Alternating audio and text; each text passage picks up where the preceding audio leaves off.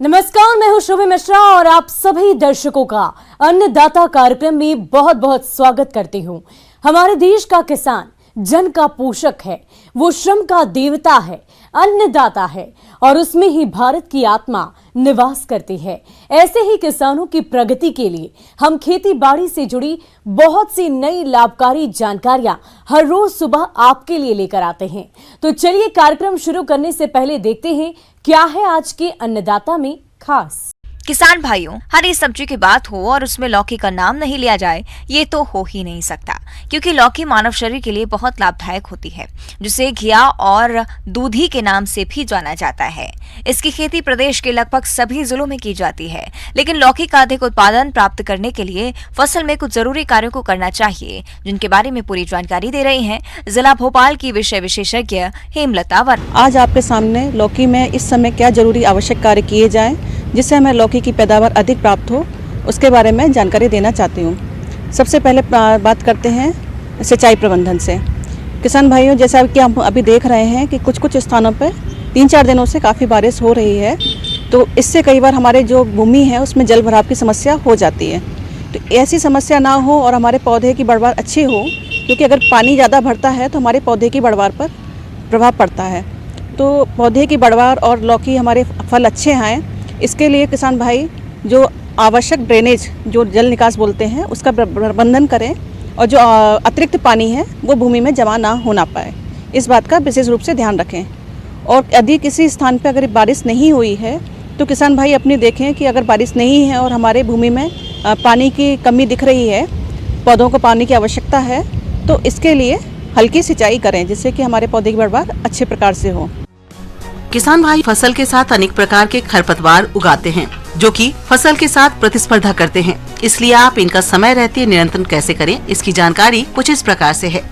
क्योंकि इस समय हम देख रहे हैं, क्योंकि पानी गिरता है या मौसम के कारण इस समय थोड़े थोड़े खरपतवार अपनी ज़मीन में आ जाते हैं। खरपतवार क्या करते हैं, जो हमारे पौधे की वृद्धि है उसको प्रभावित करते हैं और उससे हमारे जो पौधे की वृद्धि सही प्रकार से नहीं हो पाती है और हमारे जो फल फूल हैं वो अच्छे से नहीं आ पाते हैं।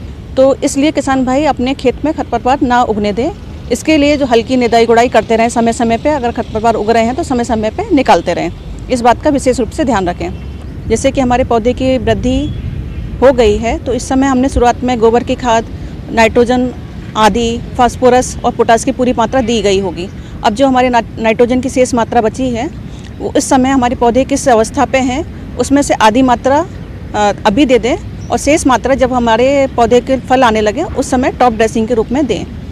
किसान भाई, अभी कई तरह के माइक्रो न्यूट्रिएंट्स भी बाज़ार में उपलब्ध हैं, उनका भी हम घोल बनाकर अपने पौधे में थाले के में आसपास दे सकते हैं, उससे भी हमारे पौधे की वृद्धि अच्छे प्रकार से होती है। अब हम बात करते हैं लौकी में लगने वाले प्रमुख कीट के बारे में। तो सबसे पहले इसमें एक आता है रेड पम्पकिन बीटल, जिसको लाल कद्दू का कीड़ा बोलते हैं। तो ये कीड़ा बहुत पौधे की क्षति पहुंचाता है और ये मुख्य कीड़ा है लौकी की फसल में। तो ये शुरुआती अवस्था में पत्तों को खाता है, कभी फूलों को नुकसान पहुंचाता है। तो इस कीट के प्रभाव से हमारे जो पौधे की उपज है, लौकी की उपज है, वो प्रभावित होती है। तो शुरुआती अवस्था में ही दवाई का प्रयोग करें। दवाई के लिए हम मिथाइल डायमेटोन का 1 ml दवा प्रति लीटर के हिसाब से घोल बनाकर छिड़काव कर सकते हैं।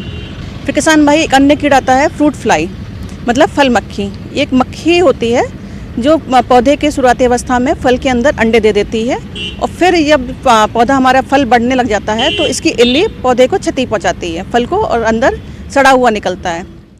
इस कीट की मक्खी फूल से फल बनते समय उनमें अपने अंडे दे देती है और फल बड़े होने पर इसके मैगट फलों को अंदर ही अंदर खाते रहते हैं, जिससे फल सड़ जाता है। तो आप इस कीट के नियंत्रण के लिए सबसे पहले खेतों में 10 से 15 प्रति हेक्टेयर की दर से मेथाइल यूजिनॉल ट्रैप लगाएं, जिनमें नर फल मक्खी एकत्रित होकर नष्ट होती रहती है।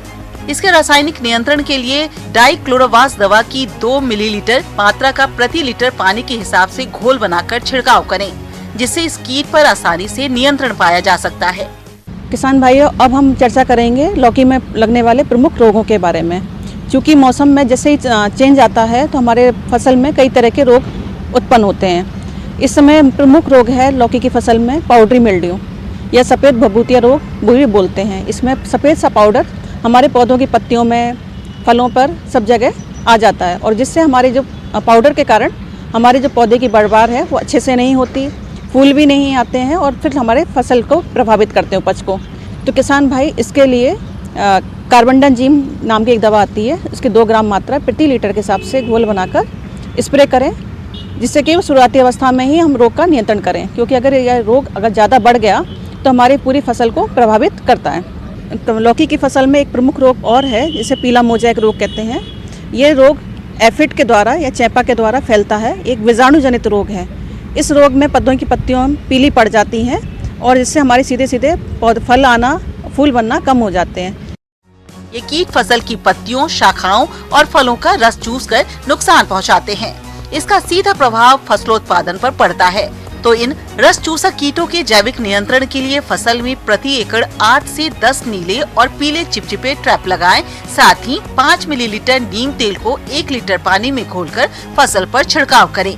किसान भाई इस तरह का अगर हम कीट अपने फसल में ज़्यादा देख रहे हैं तो शुरुआती अवस्था में ही अपने फसल पर डाइमेथोएट नाम की एक दवा आती है, उसकी 1 ml दवा प्रति लीटर के हिसाब से घोल बनाकर स्प्रे करें, जिससे कीट का हम नियंत्रण कर सकें। और अगर ये रोग हमारी फसल में आ रहा है तो रोग ग्रसित पौधों को निकालकर नष्ट करें, क्योंकि ये विषाणु जनित रोग है, तो इससे दूसरे पौधों पर भी प्रभावित करते हैं। कीट से हम अपने नियंत्रण पा सकते हैं अपनी फसल में और ये रोग को बढ़ने से रोक सकते हैं। धन्यवाद।